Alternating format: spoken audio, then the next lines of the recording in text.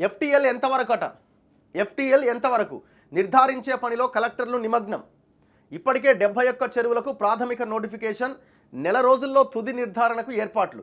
ఒకవైపు జిహెచ్ఎంసీ పరిధిలోని నీటి వనరుల్లో ఆక్రమణలు హైడ్రా కూల్చేస్తుంటే, మరోవైపు ఔటర్ రింగ్ రోడ్డు బయట చెరువులకు పూర్తిస్థాయి నీటి మట్టం నిర్ధారించి నోటిఫికేషన్లు జారీ చేయడంలో 5 జిల్లాల కలెక్టర్లు నిమగ్నమయ్యారు. ఇప్పటికే 71 చెరువులకు ఎఫ్టీఎల్ నిర్ధారించి ప్రాథమిక నోటిఫికేషన్లు జారీ చేసిరట. ఎఫ్టీఎల్ వివరాలతో పాటు మ్యాప్లను కూడా జత చేసి హెచ్ఎండిఏకి కలెక్టర్లు పంపించారు. వీటిని నోటిఫై చేసి అభ్యంతరాలు ఉంటే 30 రోజుల్లో తెలపాలని హెచ్ఎండిఏ కోరింది. చెరువులు, ఇతర నీటి వనరులను సంరక్షించడానికి లేక్ ప్రొటెక్షన్ కమిటీ 2010లోనే ఏర్పాటైనప్పటికీ పూర్తి స్థాయిలో పనిచేయలే. ఈ కమిటీ నీటి వనరుల ఎఫ్టీఎల్ బఫర్ జోన్లను గుర్తించి ప్రాథమిక నోటిఫికేషన్ జారీ చేయాలి. 30 రోజుల్లో అభ్యంతరాలు స్వీకరించి తుది నోటిఫికేషన్ జారీ చేయాలి. అనంతరం రక్షణ చర్యల్ని చేపట్టాలి. అయితే కొన్ని చెరువులవి మాత్రమే తుది నోటిఫికేషన్ వరకు వచ్చాయి. ప్రాథమిక నోటిఫికేషన్ కూడా పూర్తి స్థాయిలో జరగలే. ప్రస్తుత ప్రభుత్వం నీటి వనరుల్లో ఆక్రమణలు తొలగించి వాటిని సంరక్షించడంతో పాటు ఎఫ్టీఎల్ నిర్ధారించే ప్రక్రియను వేగవంతం చేయాలని నిర్ణయించింది. నదులతో పాటు చెరువులు, లేకులు, ఇతర నీటి వనరుల్లో ఎఫ్టీఎల్ వరకు ఎలాంటి నిర్మాణాలు అనుమతించరాదని 2012, 2016లో పురపాలక శాఖ వేరువేరు జీవోలు ఇచ్చింది. ఎఫ్టీఎల్ బఫర్ జోన్లో కూడా ఎలాంటి నిర్మాణాలు చేపట్టరాదని, బఫర్ జోన్లు రీక్రియేషన్కు సంబంధించినవి మాత్రమే అని పేర్కొన్నది. దీని ప్రకారం నగరపాలక సంస్థలు, పురపాలక, నగర పంచాయతీలు, హెచ్ఎండిఏ ప్రాంతాల్లో నది సరిహద్దుకు 50 మీటర్ల వరకు బఫర్ జోన్ ఉంటుంది. 2010లో నాలాకు కూడా బఫర్ జోన్ ఉంటుంది. నాట్ ఓన్లీ చెరువు, లేక్, నాలాకి పోయే నాలాకి కూడా, ప్రవహించే నాలాకి కూడా బఫర్ జోన్ ఉంటుంది. 2016లో పురపాలక శాఖ ఇచ్చిన జీవో 7 ప్రకారం నీటిపారుదల, రెవెన్యూ శాఖలు ఈ సరిహద్దు నిర్ణయించాలి. 10 హెక్టార్ల కంటే ఎక్కువ విస్తీర్ణం ఉన్న లేకులు, చెరువులు, కుంటల్లో ఎఫ్టీఎల్ నుంచి 30 మీటర్ల వరకు బఫర్ జోన్ ఉంటుంది. ఈ 30 మీటర్లలో 12 అడుగుల మేర వాకింగ్, సైక్లింగ్ ట్రాక్ వంటివి ఏర్పాటు చేసుకోవచ్చు. 10 హెక్టార్ల కంటే తక్కువ విస్తీర్ణం ఉన్న నీటి వనరులకు 9 మీటర్ల వరకు బఫర్ జోన్ ఉంటుంది. 10 మీటర్ల కంటే ఎక్కువ విస్తీర్ణం ఉన్న కాలువలు, వాగులు, నాలాలు మొదలైన వాటికి నిర్ణయించిన సరిహద్దు నుంచి 9 మీటర్లు, 10 మీటర్ల వరకు వెడల్పు ఉంటే 2 మీటర్ల బఫర్ జోన్ ఉంటుంది. ఎఫ్టీఎల్ సరిహద్దులను మ్యాప్ల ఆధారంగా నీటిపారుదల శాఖ గుర్తించి, సర్వే నెంబర్ల ఆధారంగా రెవెన్యూ శాఖ పరిశీలించి సర్టిఫై చేయాలి.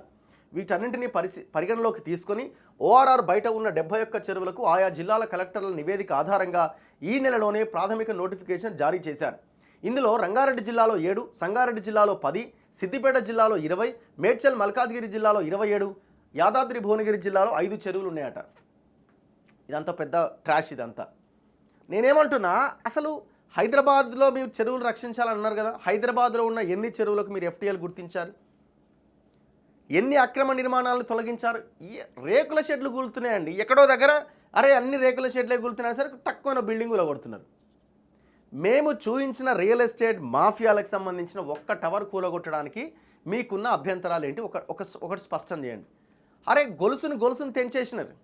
అమీన్పూర్లో కానీ, హైదరాబాద్ నడిబొడ్డున కానీ కేటీఆర్ సిఎస్ఆర్ కింద, కార్పొరేట్ సోషల్ రెస్పాన్సిబిలిటీ కింద ఆయా రియల్ ఎస్టేట్ కంపెనీలకు ఇచ్చిన చెరువుల సంగతి ఏంటి? అరే దాని గురించి ఎవడు మాట్లాడే? ముఖ్యమంత్రికి ఒక ముఖ్యమంత్రి మాట్లాడు, రంగనాథ్ గారు మాట్లాడరు, ఎవరు మాట్లాడరు దాని గురించి. అసలు మీరు చూడండి, వీళ్ళట తుది నోటిఫికేషన్ అట.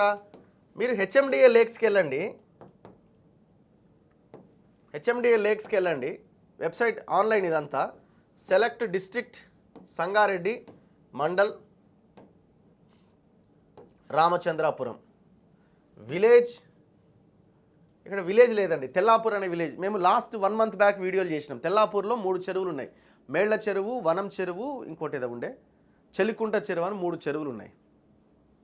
3 చెరువులని 3 కట్టబెట్టిరు. ఒకటేమో మై హోమ్ సంబంధించిన వాళ్ళకి ఒకటి ఇచ్చిర్రు సిఎస్ఆర్ కింద డెవలప్ చేయమని. ఒక్క ఇటుక తట్ట మట్టి పోసింది లేదు ఆడ.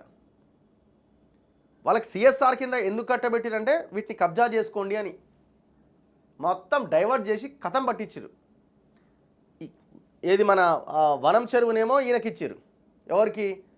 మై హోమ్ రామేశ్వరరావు అనుహారు ఆయనదేనట, లింక్ ఉన్నది ఏదో వాళ్ళది. మేళ్ల చెరువునేమో ఇంకో ఆయనకి ఎవరికో ఇచ్చే కదా అది, ఏలియన్స్ డెవలపర్స్ అని. ఇంకెవరిది? చెలికుంట చెరువునేమో ముప్ప అని వెంకయ్య చౌదరి అట. మన చౌదరి గారు మొత్తం వాడు ఏకంగా నిట్ట నిలువ నాలాన్ని మొత్తం డైవర్ట్ చేసిండు. వాళ్ళు ఆడ బోర్డు పెట్టిండు, ఇంట్లో ఈడెవరన్నా చెత్త వేస్తే 1000 రూపాయల ఫైన్ పడుతుందని.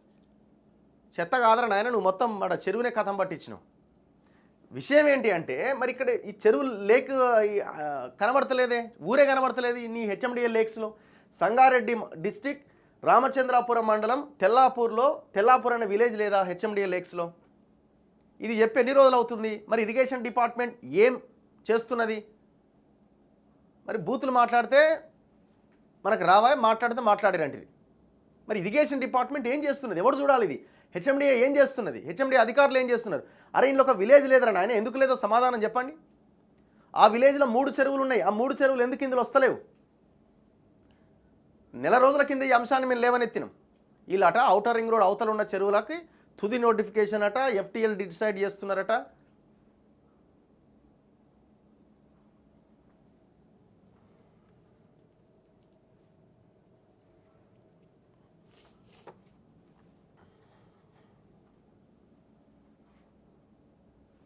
లిస్ట్ ఏది?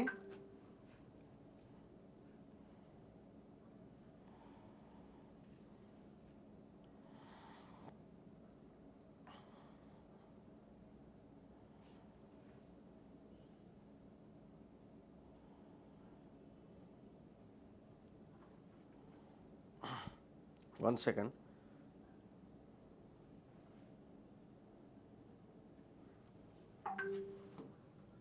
ఈ లిస్ట్లో మీరు చూడండి, KTR CSR కింద ఇచ్చిన ఈ రియల్ ఎస్టేట్ ఎక్కడుంటాయి ఈ కంపెనీలు చూడండి.